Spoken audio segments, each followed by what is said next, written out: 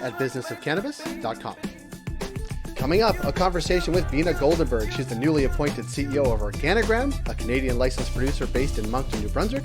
We wanted to connect with her to hear her perspective on the Canadian industry right now, on the consolidation trend we're seeing in cannabis, and how her previous experience in cannabis and health products provides valuable perspective. Beena, thank you for making time. This is exciting. No problem. I'm glad to be here. Well, you've been busy.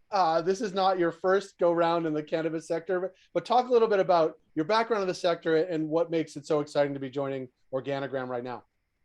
Sure. So first of all, I've been in the sector for about a year and a half. So I don't have a ton of tenure in the sector. And I learned a lot when I got started a year and a half ago about the category, about the industry. And it's a fascinating time to be part of an industry that's just starting to grow and build. And you don't get this kind of opportunity very often. So, it's the industry, and for me, what attracted me to Organigram and why I was really excited was over the time that I was in the space, I was watching OGI, or part of the top 10 big LPs and great portfolio of products. And I heard wonderful things about their facility out of Moncton. And, luckily I had a chance to go see it last week and was quite impressed by it. So great facility, great business. But what really attracted me to OGI was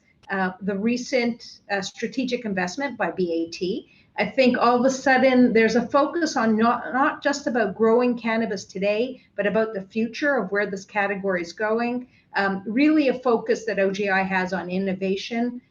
Even before the BAT deal, I mean, they had nano-emulsification, they had biosynthesis work with their investment in Hyacinth. So there's always been this focus on innovation. And I do think it with this investment injection of funds by BAT and they focus on this product development collaboration, great opportunity. I'm really excited about that. And I think there's been some recent additions to the team here, even before I joined OGI, a new VP of marketing and VP of innovation. So both with talent, with experience in the cannabis industry, brought them in. So that's great. But a great VP of operations who's really driving continuous improvement in the facility. And that will help us drive gross margin improvement. So I see already on shares, we're seeing the revenue line going up, but gross margin improvement is also important. I'm really excited about combining those with the innovation focus.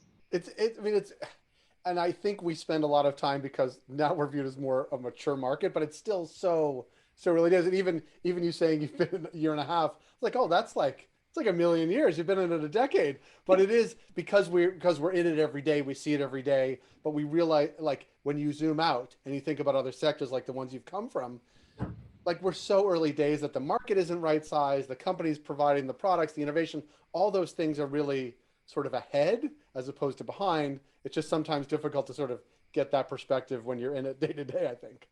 Absolutely. Yeah. And so talk a little bit about that, because you talked about innovation and we've seen, maybe I want to get your sense of sort of where we are. Like, there's been this wave of consolidation. Well, a wave of consolidation, but also investments from sort of outside industries like the BATs, right? Investment. Like, do you think this is sort of the trend that, like, in Canada, certainly we're right-sizing the market. We can project where we're going to be. There is continuous growth, but, you could see in Ontario, some areas are now saturated with retail, whereas a year or a year and a half ago, they absolutely were not. In other parts of the country, that ramp up is happening. We could see that and maybe project.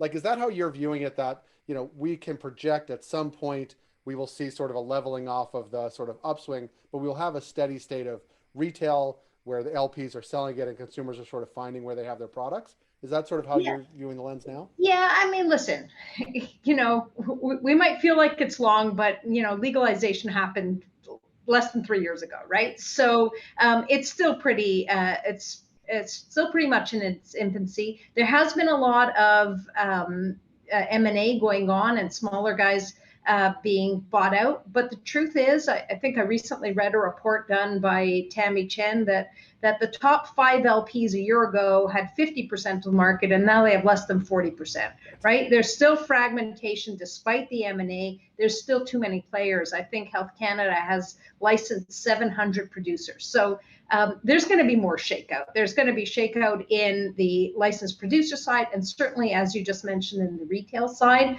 highly fragmented retail. And it, not all of them are going to make it because it's oversaturated. And there's going to be chains because there's benefit of chains in data collection and loyalty programs and just being buying power. There's just opportunity on both sides. I think what's going to change and over time, like there was a lot of M&A back in 18, 19, and it wasn't very sophisticated, and a lot of those activities didn't pay back.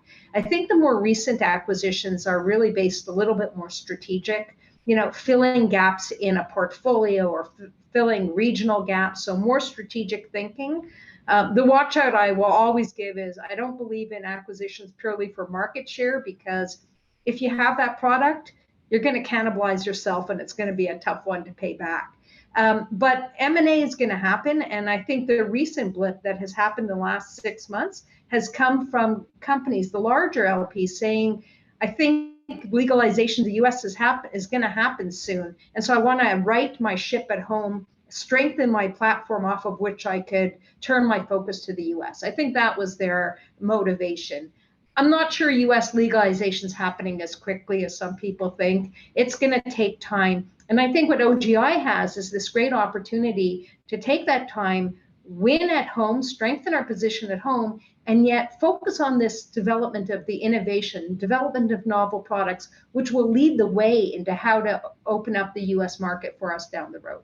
Yeah, and it is that novel products part of the innovation that I think is, much of it is ahead, right? Much of the products that we've seen on shelves, not to come from the legacy market, but are cousins of the legacy market that are people bring in. And, even over the past year, the sort of, the concentrates, the shatters, like all those things coming to the market. But now we're really seeing sort of this wave of just products we never knew could exist, right? Like, and that is, someone just sent me a note. They're in California for Hall of Flowers, and they picked up infused shrimp chips. Like, I'm not sure the shrimp chip market is going to be huge, but the idea that these types of products are coming, on the time horizon, I don't know, but like that is coming, and consumers will find what they like, and there'll be this whole whole array. Absolutely. And I think there's another thing that will happen over time as the market matures. I think, a year ago, the focus was all about highest THC, lowest price. And that was really driven by this migration of consumers from the illicit market into the legal market. I think that over time, it's going to be about the experience. Terpenes are going to matter more. Terpenes are going to be on the label. It's aroma and flavor. And you're going to get this. There will always be the value shopper, but you're going to get the shopper that's looking for the great experience, that's going to want to pay more. It's not necessarily highest THC. So there's a nuance that's going to happen as they get more educated. But I think also we're going to see more things with the rarer cannabinoids. We're going to see the CBNs and CBGs and those incorporated, and the whole wellness focus. Like, if there's anything for me, I'd love to see regulations on CBD open up, a change where you could get CBD in the natural channel or in the pharmacies, because I think there's a whole consumer base that won't shop in the cannabis retail. And from a wellness standpoint, they're interested in CBD. And I saw this when I was over at Hain in the health and wellness space, and it's just regulations have to catch up. Yeah, and we've seen some of that in the States. That, I mean, some places you can get CBD in like the gas station on the side of the road. But I also think, sort of hearing from retailers now, cannabis retailers now, many of the questions they are fielding are not about where do I get a medical authorization, or even where are the best rec products on the shelves, but it's somewhere in this middle of like health and wellness. And Health Canada is looking at cannabis health products. But to your mind, like, assuming at some point those regulations happen, that's a big market to fill, of course, but also the logistics and like how to get that to market will take seasoned operations people, I would imagine. Yeah, you know what? It's actually, of course, since I spent most of my career in the consumer packaged goods space and 15 years in the health and wellness space, it's an exciting opportunity. It really isn't as challenging. There's lots of players, and I think lots of strategic partnerships that could come, guys who know how to play in that space. So bringing in the quality of products and education that I think we, as part of the cannabis industry, could bring, and leveraging the supply chains that they have and the access to really more developed retail channel. But I think over time, the consumer, there's got to be education of the consumer. There's going to be more brand loyalty, brand development. It's going to continue to evolve into truly a consumer packaged good. Yeah, and I think that's all for the better for the industry overall.